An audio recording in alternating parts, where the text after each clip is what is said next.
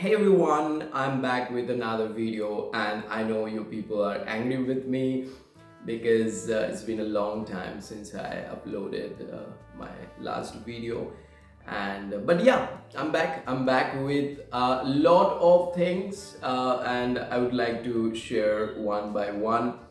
First of all, let me tell you how my schedule was, and I got like 15 days off from my school because the HS exam going on, high secondary exam going on, board exam of class 12 basically is going on, and it's going to end on 29th of February.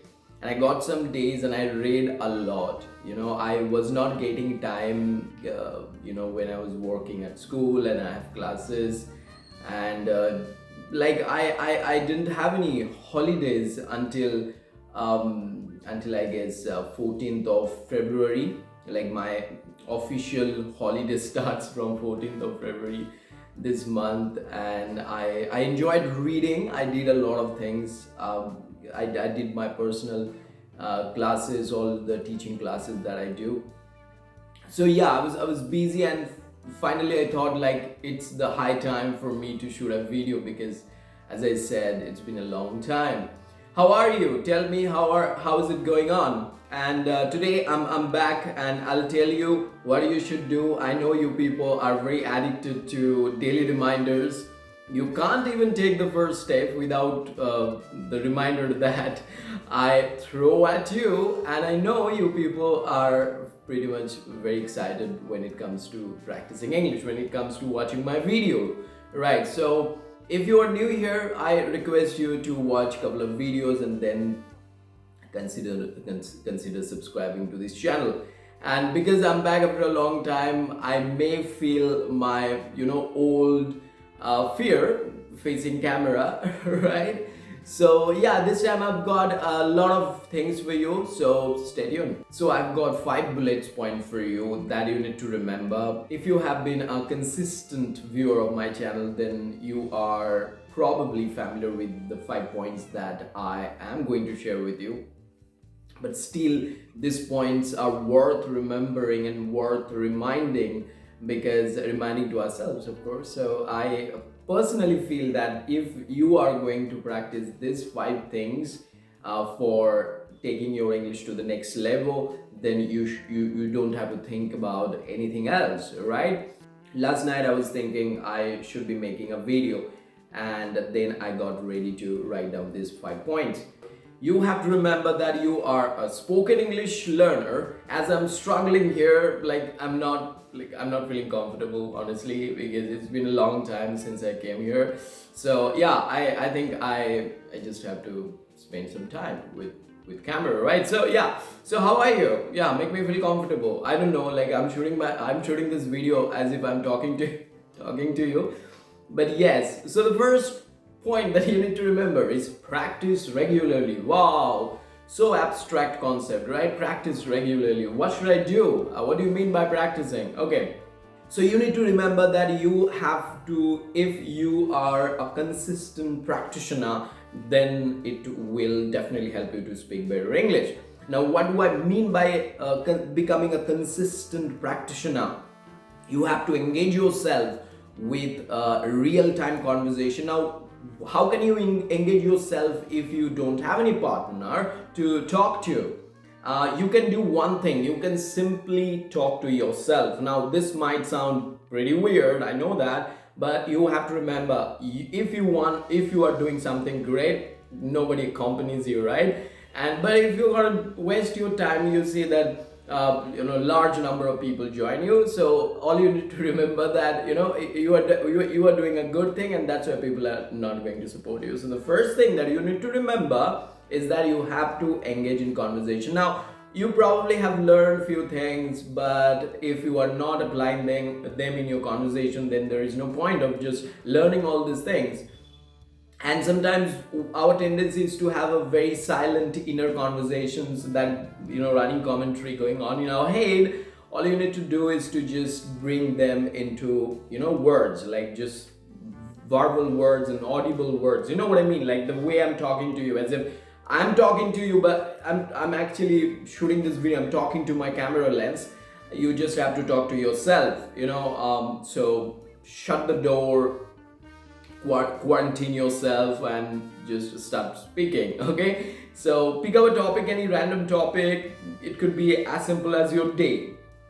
Okay, so you're going to talk about your day. You're going to say how you spend your day yesterday, or how you how you spend your day every day, or what's your plan for tomorrow. These three things, I generally do: simple present, simple past, simple future thing. Like whenever I don't have any specific topic, I just jump in talking about my days. Okay, so if you're one of them, if sometimes nothing comes in your mind and you don't know what to practice, just let me know. If you're one of them, just let me know in the comment section if you practice simple present, simple past, and simple future.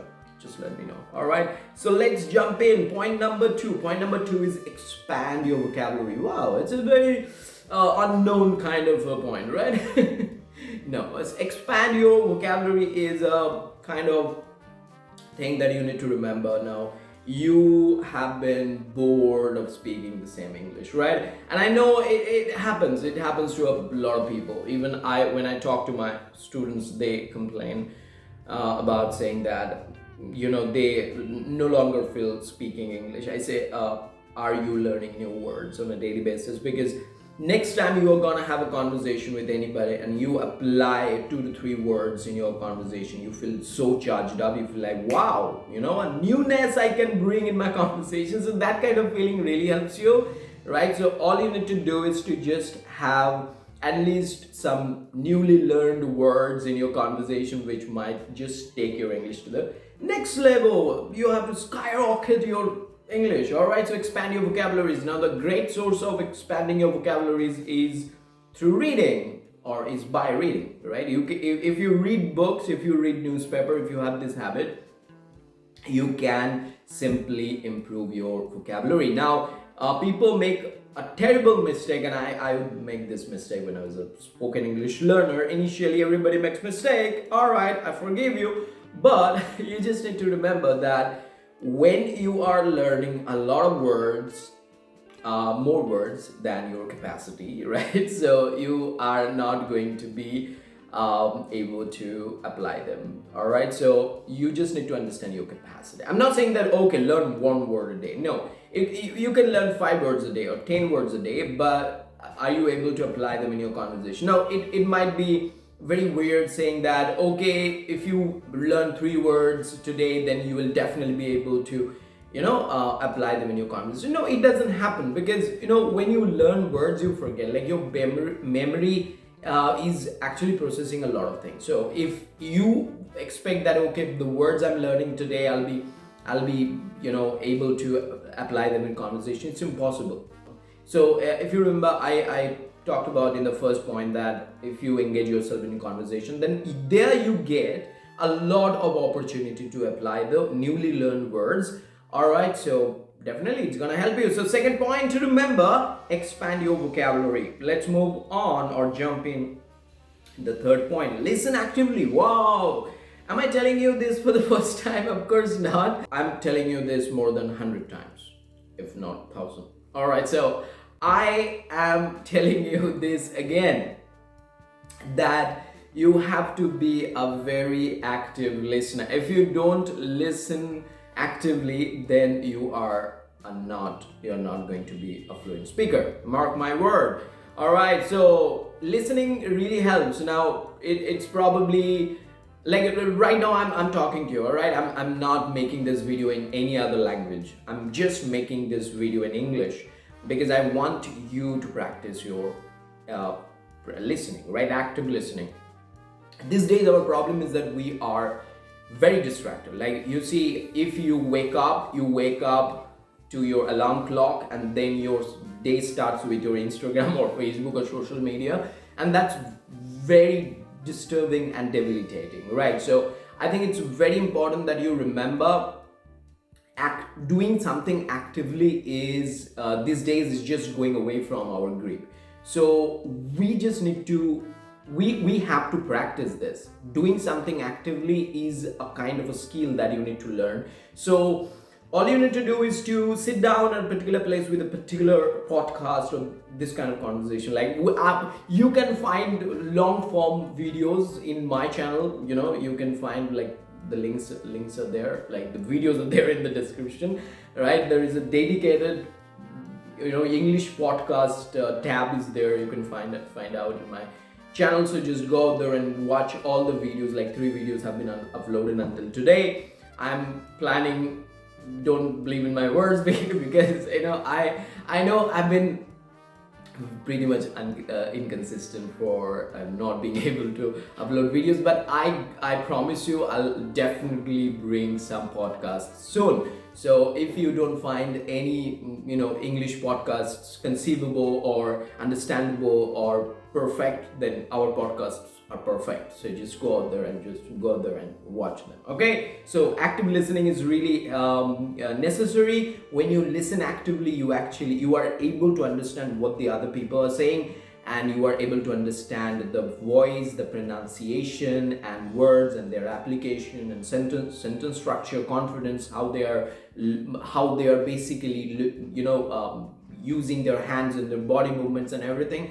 So yeah, you learn a lot of things when you actually practice active listening. Otherwise, you will be speaking English, but it would be pretty much robotic. So I want you to apply all the emotions and everything. So now I'm talking to you. I'm not following any script, what's coming in my mind. I'm just telling you, and that might help you understand what kind of a conversation you should have with yourself and what kind of listening you like. You have to choose a personality who can help you understand how English should be spoken. All right, so active listening is important. I have done a bunch of videos on active listening. You can find them out in my YouTube channel or also in the description. Okay, find them out. All right, so point number 4. Point number 4 is grammar awareness. What do I mean by that? Fluency doesn't require grammar, like accurate grammar, perfect grammar. I have heard people speaking English with a lot of grammatical mistake, and I'm not saying it's perfect. I'm saying initially when you start speaking a language, you can't be perfect. And even when I look at myself, I feel like, am I a spoken English trainer? Really, I make a lot of mistakes every day. Thank God my students are not able to catch me, and that's why I'm surviving. But yeah, so so it's very important that you don't judge your grammar. If you judge your grammar, you are going to stumble, and you are going to fumble, and you are going to mumble. So it's very important that you look at yourself through the mirror, okay, and just understand you are not perfect. If you are trying to perfect your grammar, that's fantastic. I really congratulate you on your effort. But if you are consistently thinking about grammar while speaking English at the same time, then it is going to ruin your fluency. So all you need to do is to copy, and that's why our third point was very, very effective, and that active listening. Now students come to me, and I know they know some amount of English, so I never teach them grammar. I never do that. I never pronounce any words that related to grammar, because I know the moment I say present indefinite, I know it's going to actually make somebody heart attack. So I know, so I don't do that. I never. So here I want to tell you one thing, that if you are afraid of grammar, then why are you thinking about grammar so much? I'm telling you, I've been speaking in English for last 15-17 years, and I have not faced any problem related to grammar, because I always followed the native speakers, and I listened to a lot of native speakers, and like their conversation fascinated me always. Like right from my day one when I started learning spoken English, I would listen to the CNN. When I started learning English, I didn't have phone, it was not a internet time, WhatsApp time or YouTube time. So I started learning English in 2009, and in 2010 I decided to watch CNN and BBC, and these shows really helped me to understand their pronunciation, and I would struggle a lot to understand their pronunciation and the kind of English they would speak. But yeah, gradually I kept on listening, and then I learned a lot. So if you are one of them, if you are very afraid of like correcting grammar, or if you are really afraid of studying grammar, then okay, no problem. All you need to do is to speak English, and you have to listen. Listening is important. Our third point was listening, and you have to keep listening. When you listen well, when you become an active listener, smart listener, then you can speak English smartly and actively. So don't chase grammar. Grammar will be perfect, in the way. So grammar will be perfect in the process. All you need to do is to just focus on listening and just copy. You have to be a copycat. You are listening to me right now. Whatever the sentences I'm saying, just throw them. Like whatever the sentences I'm saying, copy them. All right, so your job is to copy me and copy others.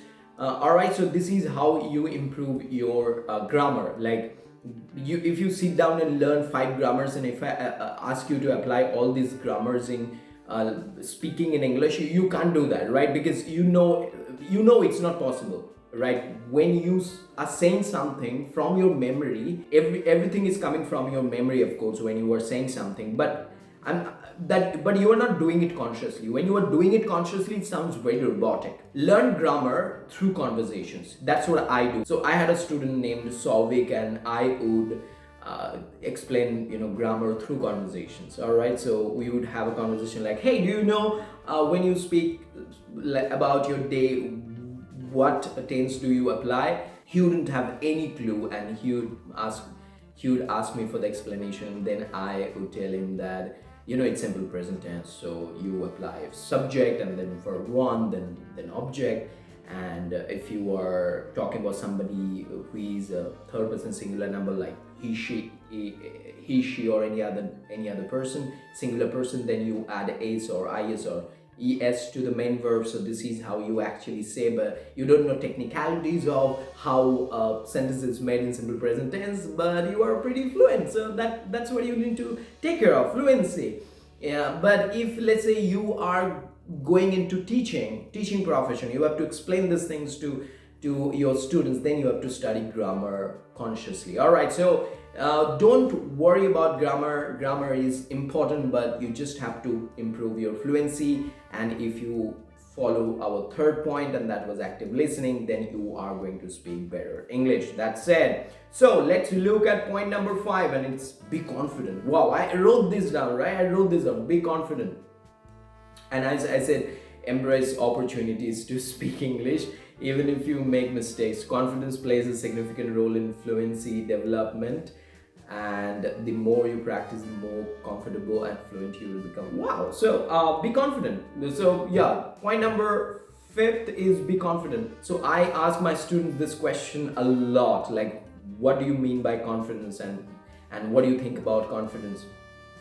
So they sometimes give fantastic answer, and one day I got an answer from one of my students, and he was saying, sir, we feel confident when we have enough preparation. Absolutely. Like when you are well prepared, when you know what you're doing, then you are actually confident. And like when you have had enough preparation about something that you are doing or something that you are gonna do, then you are very confident. So before exam, for an example, let's say you have exam tomorrow and you are well prepared, then you are gonna feel very confident. So confidence comes from preparation. So if you follow these 4 things that I mentioned, the first thing that I mentioned was practice regularly. Second thing was expand vocabulary. Third point was listen actively, and fourth point was grammar awareness that we had just talked about. So if you remember these 4 points, and if you practice on them on a regular basis, then you see a lot of confidence. You see some growth in your confidence. And it's a gradual process, right? So don't just listen to any particular abstract concept called be confident. How can somebody feel confident when that person doesn't have enough enough data about what confidence is. So confidence comes from largely confidence comes from your practice. Confidence comes from your preparation. So for that reason, I think if you practice daily and if you bring new strategies in your practice, if you listen actively and if you practice English daily, then you feel confident. So yeah, because I don't follow any script, maybe I'm repeating same words and same sentences again and again, forgive me. But my purpose is to encourage you, is to give you enough motivation. Motivation is important. Like when you listen to me speaking in English, I come from Bengali medium. I never went to any English medium, but I learned how to speak English. I did all these things that I mentioned in this video, and I got the results. So if you are going to be consistent at these 5 points that I have mentioned, 4 points, the first 4 points are important, and point number 5, be confident. That confidence comes automatically if you follow the first 4 points. And that's it, guys. If you think that I should be uploading videos like this, I should be talking about some other topics, please let me know in the comment section. And if you are new here, then please consider subscribing to this channel, hit the like button. And if you have been with me for a while, then thank you so much. You know what my purpose is. Till then, you take care.